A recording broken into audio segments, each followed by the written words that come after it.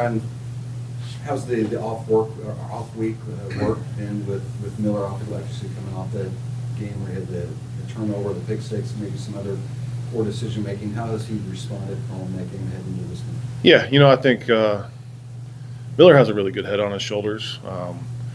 Obviously he made a really bad interception, really bad play that you never want to make in the last game, and we've gone over that, we reviewed it, we talked about it, but the big thing I was happy to see, at least after that play, was that he was able to bounce back within that game right away. There was a stretch there, about 5 plays that were a little shaky, and then he got right out of it and started playing some good football even after the bad play. So I think he's a very resilient guy. Things don't bother him very much. I thought he did a good job of rebounding from a negative play. Obviously, we want to try to eliminate all those negative plays and get those out of there, because aside from the negative plays, I think he's playing some really good football. So there's a lot of positive things to point to, and the off week's been good, just to settle back down, be able to go through things a little bit slower, talk through some things, and it's been a good week.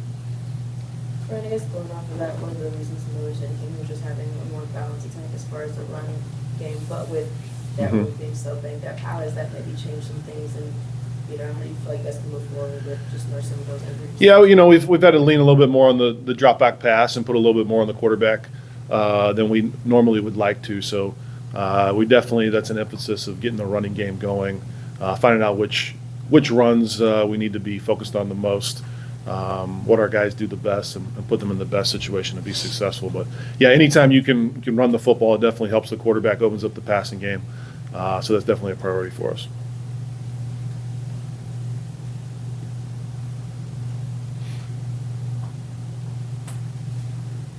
Brian, I know the coaches have talked about watching kind of extra college and pro football on bye weeks. Yeah. Do you find that you learn more from one more than the other, ideas and whatnot? I think it's always good to have some time to look around, to see other teams play, to kind of catch what's the hot trend in college football or pro football. And sometimes when you're engrossed in the season and week to week, we're focused on the team that we're playing. And we do a lot of research even throughout the season, but during bye weeks we're able to do some more, to be able to sit back and really study what some other teams are doing. So it's a good opportunity to try to incorporate some new things, kind of halfway through the season, get a few new wrinkles that you can steal from some people. So it's good to be able to sit back and watch some football and learn from it. Brian, Jeff was just in here and said that the Miami defensive front's going to be one of the toughest challenges that you guys are going to face this year. How difficult is it preparing, or what kind of things can you do to try to alleviate some of their strengths there? Yeah, so their defensive line is very good. They got really good pass rushers. Remind you a little bit in a sense of the Florida State team from 2023 that we played in the ACC championship game. Just really good up front. Going to present a challenge for us, and you got to do some different things protection-wise to try to keep them on their toes. But I think our guys, just day in and day out, our defensive line here is really good as well. So we get a lot of good work versus good pass rushers each and every day. So I think that should help us prepare for these guys we're going to see on Friday night. But their defensive front is special. There's no doubt about that. Brian, you mentioned how having that banged up running room has kind of forced you guys to kind of adjust how you approach game planning and whatnot. But how has the offensive line's start to the year kind of adjusted as well, knowing that Miller might have to get the ball out a little bit quicker, or some of those rushing lanes are having a little bit of trouble developing? I think a big thing that we need to focus on is really eliminating the negative play, making sure that we're moving forward constantly. So obviously turnovers, negative plays, eliminating the sacks, just giving our quarterback outlets to get the ball out, or just being smarter with getting the football out on time and not taking those negative plays. So I think all those things kind of work together. We can do some things protection-wise to try to help them up front where we're getting ourselves in favorable matchups. So we're looking at all those things and trying to put a plan together that's going to be the best for us come Friday. Brian, if you could heal me for a second Yep. and go back to your playing days, Mm-hmm. what were your memories you took from playing Miami as a freshman and Oh, yeah. in your junior year? Yeah, I mean, Miami was a big game, was a big kind of litmus test, I think, for our program back then when I was playing. You know, Miami is coming off the early 2000s where they were the team in college football, and you know, for us to go into the Orange Bowl and play them in '04 and play them tight like that, I think it kind of, for us at least, felt like we were being seen by the rest of the country. You know, that we could play football here and that we were able to compete with the big boys. So that was, I think, a big moment. And then beating them here in '06, you know, on the home field. You know, kind of that transition from Conference USA to Big East, getting into the Power Conference, and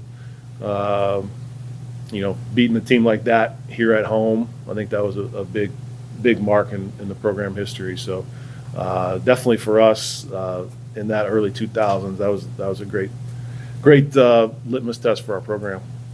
I was gonna say, as a follow, how much do you think it's kind of grown as a rivalry since both of you guys are in the ACC now, and it is an actual? Yeah, I do think it's a good rivalry. You know, for us, just historically, we've had a lot of players from that area, from South Florida.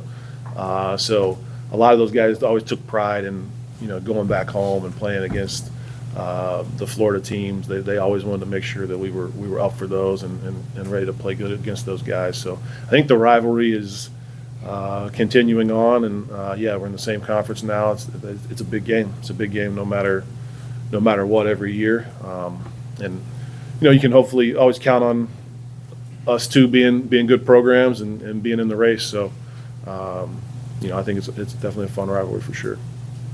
Brian, you compared Miami's D-line to what you guys saw against Florida State, and obviously 2 years ago, you guys were able to get the first road win against Miami. Obviously, very different teams, very different times, but what can you maybe take from those two games into this one? Because obviously, you put up a lot of points over the past 2 years, too. From the last two Miami games? The Florida And State. even the Florida State. Yeah, well, yeah, that D-line was good. We obviously wanted to play better in the ACC championship game on offense. But you know, I think the thing we can tell our guys is, you know, defensive line very good. Their defense is playing great. Their team is playing great. But a lot of these guys we've already played against. We played against these pass rushers the last 2 years. We blocked these guys, so you know, we know we can play with them. So we just need to go out and play our game, play with confidence, play with a little swag, and have fun when we're out there playing ball. Yeah. Good. Yep. Thanks, Brian.